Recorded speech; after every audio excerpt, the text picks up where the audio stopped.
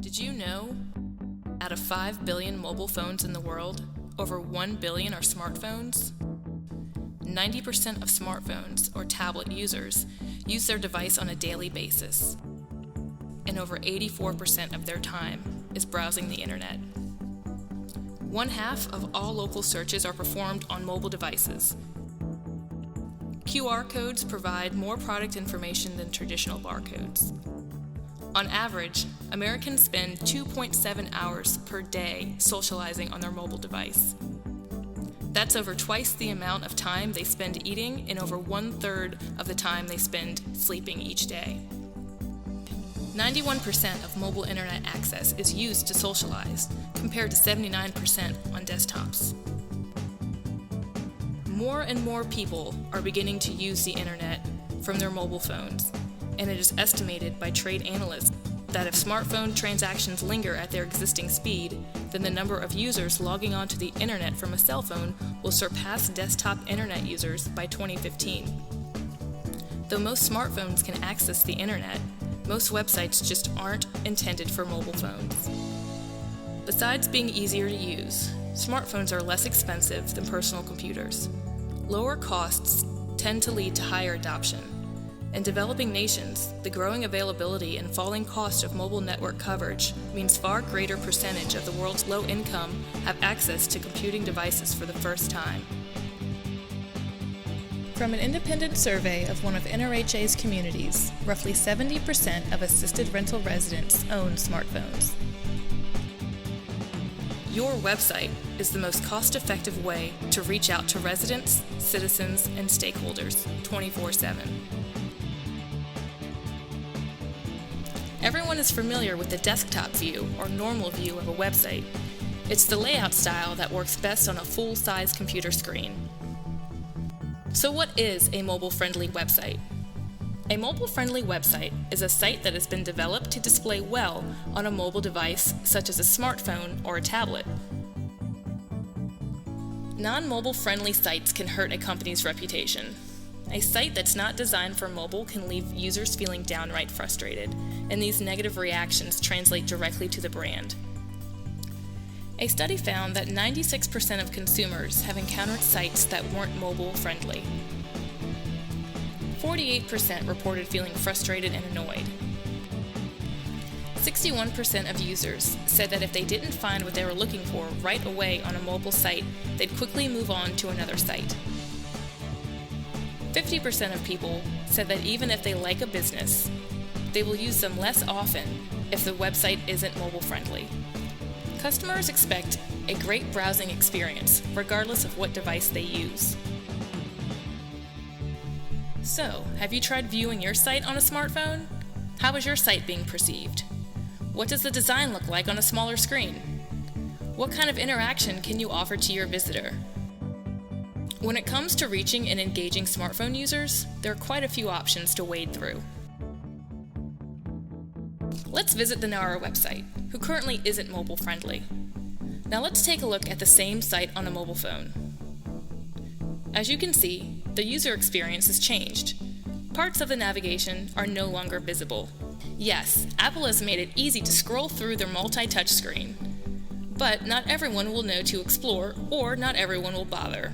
And not everyone has an iPhone 5. It's even worse on earlier models. In this non-mobile friendly website example, there's too much text, it's hard to navigate, the menu is too small, and it's difficult to tap the links. Many thanks to Naro for allowing us to use them as an example. Naro plans to optimize their website in the next year. Now let's visit the Norfolk Redevelopment and Housing Authority website on your mobile phone.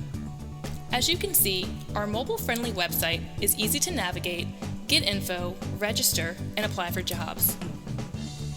Through analytics, we determined the following links are the most visited by our mobile users: NRHA in the news, rental properties, housing choice voucher, for sale, contact us, news releases, assisted rental, resident services, and job postings. So, what are some of the multi-device implementation options? Our first option is the mobile theme website design. This is a mobile version of its website, which detects if the user is on a smartphone. Then it will direct the user to the mobile-friendly version of the website.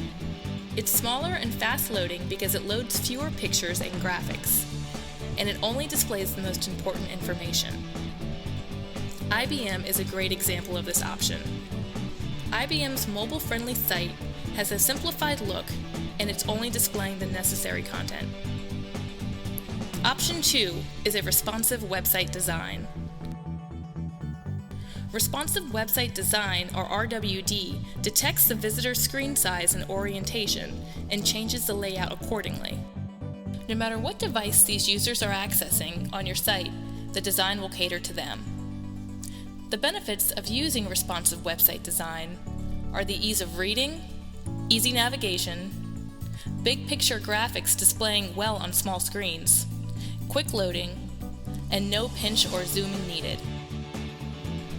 Branding agency 3 Waves Media is a great example of a responsive website design.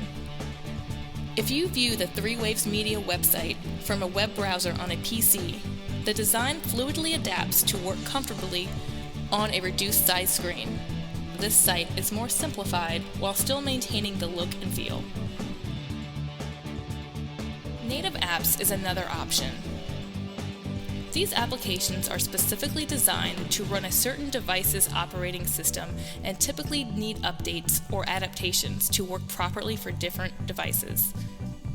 Nothing beats native applications for customized and memorable mobile experiences, but this carries a big price tag. Native applications require maintaining code in as many as 4 different languages. Web apps is our last option. Each time one of these applications run, it needs to have all or some of the software downloaded from the web. The type of device doesn't matter, as long as it's a web-capable mobile or tablet. Facebook is a great example. Their web app is very similar to the native app. The difference is the web app doesn't need to have any software installed, and the content displays in the web browser. Groupon is another great example. These web apps require internet access to provide up-to-date information. This option is a time-consuming process that carries high development fees. Is it worth the investment to your organization? Probably not. In most cases, a properly formatted version of your website will do the trick. So, what option did we choose for NRHA? We chose the mobile theme website design. Using analytics, we were able to see an increase in mobile traffic and determine which content-rich pages were getting the highest amount of visits. Okay, let's get techie. Optimizing NRHA for mobile was a relatively easy task because our website was developed on an advanced content management system called Drupal. Drupal's mobile theme option is ideal for content-rich websites like ours. Drupal makes it easy to update content, create roles and permissions, and expand our own site's functionality through contributed modules. We found a group of modules called Mobile Tools, which provides theme switching based on the device that the user is on. We created a design and layout for the mobile version of our site and removed elements that were not needed, focusing on how a mobile user would use our site. Notice the phone number is only 1 tap away. Our mobile site uses the same content as our desktop site, but it's smaller, faster, contains fewer pictures and graphics, and only displays the most important information. When creating a mobile-friendly site, there are a few tips to keep in mind. A website must be formatted for a smartphone screen to be legible and navigable. Don't turn off your audience with slow downloads, uneven text, and unworkable links. There are also things to avoid as far as common mistakes in mobile user experiences. Limited content, unplayable videos, font sizes, button sizes, image sizes, call to action placement, non-collapsible navigation, and complex layouts. So, before you get started, determine what works best for you. measure, analyze, and iterate. You will likely not hit the jackpot right from the start. It may take several iterations and some trial and error to optimize your site. Successful websites have always measured user behavior to optimize content and improve user engagement, and the same principle applies to multi-device websites. You can measure user behavior by using Google Analytics. For example, through Google Analytics, you learn where visitors are coming from, which pages retain visitors the longest, what search terms people use to find your site, and much more. Most successful businesses and multi-device websites analyze interactions across devices and continuously improve their website presence. By doing the same, you show your customers that you understand their needs and are working to meet them. Next, consider your budget and your multi-device implementation options, which are mobile theme design, responsive website design, native application, and/or web application. We've come up with a list of resources that can help you optimize your business's website for seamless functionality across all devices. Here are a few media agencies that can help you become mobile friendly. Always remember your customers. What do they want and how can you help them? First, they want to find you and to quickly understand what you have to offer.